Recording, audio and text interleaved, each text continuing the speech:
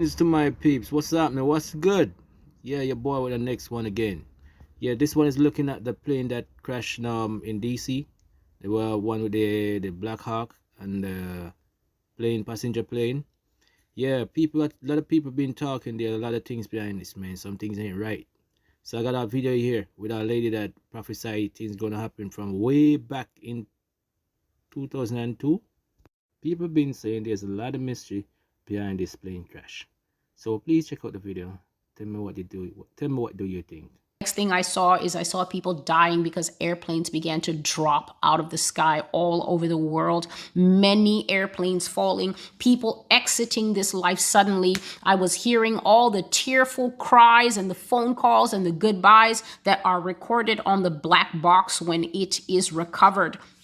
Airplanes fell into the sea. Some of them fell on land and they didn't hit homes, but some of them fell in commercial and residential areas, and death happened to people who were sitting in their own houses like that. Now to the breaking news from California. A small plane crashing into a building near the airport in Fullerton. The images just coming in showing the smoke and first responders on the scene. One person was killed, at least 15 were injured. The investigation is now underway. ABC's Jacqueline Lee in California with the details just coming in.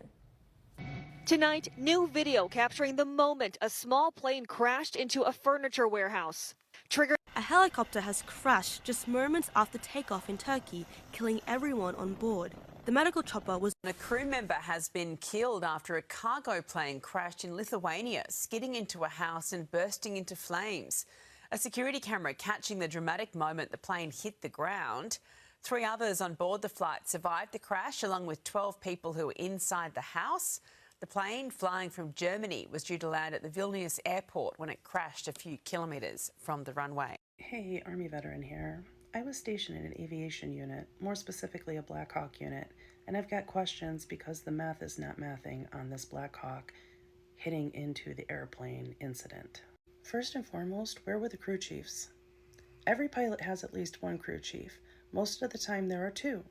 So if there were 2 crew chiefs on that helicopter, plus the pilot, 3 people didn't see the plane? She's got a point. Also, it was a night mission. Each one of those crew chiefs would have been wearing night vision goggles, which highlights everything in the sky. So 3 people, 2 sets of night vision goggles, didn't see the big flashing plane? No! Also, Black Hawks have radar. They can tell if a missile is coming towards them. Here and oh my God, here again. So their radar didn't show the big blinking plane on it? As someone who's been a passenger on Black Hawks more than 10 times in my career, the one thing that I can tell you is super consistent is the communication between the crew chiefs and the pilot. That never stops throughout the whole flight. So you're never, ever going to convince me that this was just an accident. I am convinced that something very bad happened up there and there was some type of hijacking. And of course I'm speculating. There's literally nothing to prove what I'm saying, but it just doesn't make any fucking sense otherwise.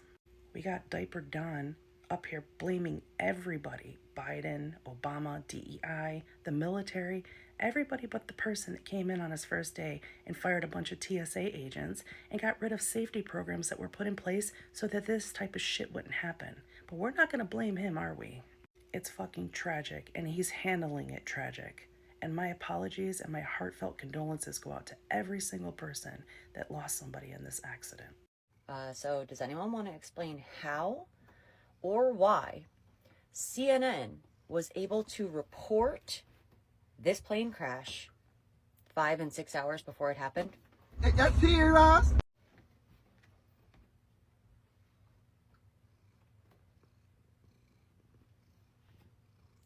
What? See the timestamp? 10:43 p.m. 5 hours before it happened? 6 hours before it happened? What? So I'm not military, so I don't really know exactly what this means, but I've heard that the call sign on the helicopter was PAT 25, which I guess means priority air transport. So what was in that helicopter? And who was on that plane? Those are my first two questions. Along with, I don't know, this suspicious activity. Something's happening. Once again, red flags left and right. The major headline, very much, no survivors. By cold light of day, the agony of Flight 5342. The American Airlines jet was on its way from Wichita in Kansas at 8:48 p.m. on Wednesday night and was just moments from landing in Washington, D.C. when disaster fell. This footage shows the plane approaching the runway at Ronald Reagan Airport, and to the left, a helicopter can be seen flying directly towards it. Seconds later, the two collide and both plummet into the freezing water below. It's not clear if the helicopter, a U.S. military Black Hawk, saw the plane. Stop. I have helicopters. You can stop a helicopter very quickly. It had the ability to go up or down.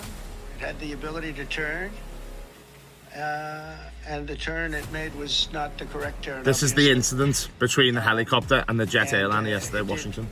Somewhat the opposite of what it was told. You could have slowed down the helicopter substantially. You could have stopped the helicopter. You could have gone up. You could have gone down. You could have gone straight up, straight down. You could have turned. You could have done a million different maneuvers. Shouldn't have been at the same height, because if it was at the same height, you could have gone under it or over it, and nobody realized, or they didn't say that it's at the same height.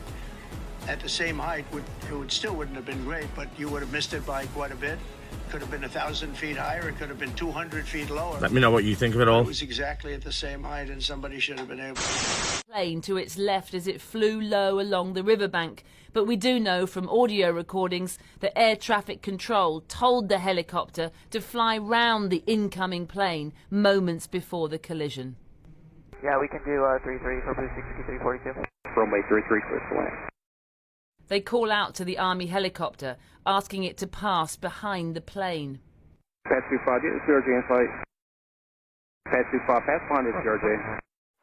This club has an aircraft in flight for separation. Then the helicopter collides with the plane. Did you see that? It's the airport. We're here on the banks of the Potomac, and this is what we know so far, that the plane was coming into land when it crashed midair with the military helicopter. It was an American Airlines jet. There were 64 passengers on board, while there are 3 soldiers believed to have been on the helicopter. We do not know if anybody has survived, nor how it was even possible that the two could have collided midair so close to the airport, right here in the heart of Washington, D.C. This morning, officials said they believe no one from either aircraft survived the crash, and this heartache, that among the passengers on the plane... The Army just released the pilot's name of the Black Hawk helicopter that collided with the American Airlines flight 2 days ago, and her name is Rebecca Lobach. Rebecca was one of the 3 soldiers that passed away in the collision with the American Airlines flight a few nights ago, and she was only 28 years old. Oh, God! Rebecca was a White House aide to Joe Biden when he was in the White House, and then joined the Army as an aviation officer in July of 2019. She had been awarded the Army Commendation Medal, the Army Achievement Medal, National Defense Service Medal, and the Army Service Ribbon. Now, we knew the name of the other 2 soldiers on the Black Hawk helicopter relatively soon, but her family asked that the Army not release her name until they were ready. They said in a statement, "We are devastated by the loss of our beloved Rebecca. She was a bright star in our lives. Rebecca was a warrior and would not hesitate to defend her country in battle." Lobach was from Durham, North Carolina, and she enlisted in the National Guard back in college in 2018. My, Miss Captain Rebecca Lobach. Here is what we know about you, girl. She was 28 years old with only 450 hours of flight.